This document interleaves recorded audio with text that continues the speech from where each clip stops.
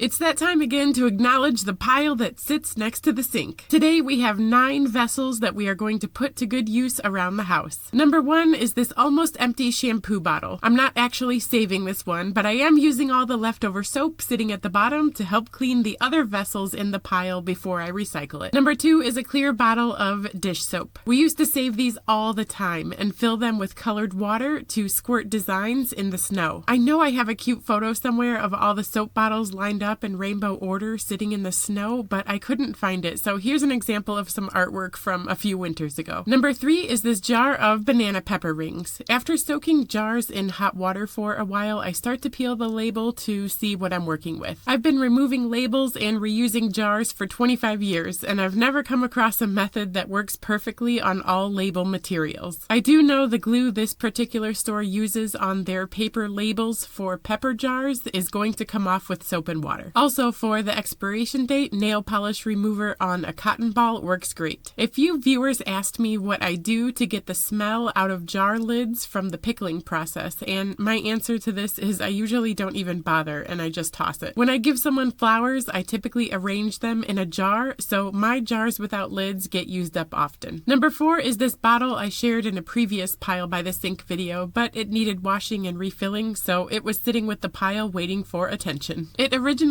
came with sauce in it, but I use it for neutral oil for cooking. Since it is so tall and skinny and has a small opening, I let it dry overnight before refilling it. I refill it with a neutral oil that is stored in a dark cabinet, and I leave this small bottle with all my usual cooking ingredients so it's easily accessible. Number 5, I bought knowing I don't like jam with pectin, so of course it sat long enough to expire. We'll just get this out of here and save the jar. Okay, here we go. I don't bother removing every bit of food from the vessels because everything gets washed multiple times in this process of removing labels. After soaking for a bit, this paper label was fairly easy to get off without having to move on to other methods. I used the back part of my scrub brush and then my nail. Again, I hit the expiration date with the nail polish remover, and this size jar is my favorite to use for condiments when packing lunches because it's airtight. This way, the oil from this giardiniera isn't going to leak. Number 6 is another perfect vessel for packing lunches. Before soaking this, I pulled the label just a bit to see, and I did remember correctly that this one does not need hot water to soften the glue. This is always so satisfying. I still washed it out and then removed the expiration date with nail polish remover. We've been reusing these little Vitamin Shot bottles for years to take lemon juice on the go. I keep the freshly squeezed lemon juice in a wide-mouthed jar and then pour it into this bottle. We add it to our still water and our sparkling water, and it's perfect to toss in a lunchbox. Number 7 is a bottle of Parmesan cheese. You might remember this trick from the early days of Pinterest or your childhood. The Parmesan cheese lid sometimes fits on a glass jar. I used it here for jelly beans. Number 8 is the tin that holds my loose leaf tea. I decided not to wash the lid because it's hollow and I didn't want it to fill with water. The sticker on the bottom came off easily and left no glue. Always a lovely experience. After I washed it, I decided these tins might be good to hold extra parts. I really like this tea and I'm on my 3rd tin right now, so it could be good to get a little row of them going to keep like things together. Instead of a label, I drew right on the tin, and if I change my mind in the future, I can just remove it with nail polish remover. We finally made it to number 9, the jar of peanut butter. Even before I soaked it, I knew that glue was going to be stubborn, so I actually still haven't tackled this yet. I'll find the patience to remove it soon. Let me know in the comments how you would use an upcycled peanut butter jar around the house.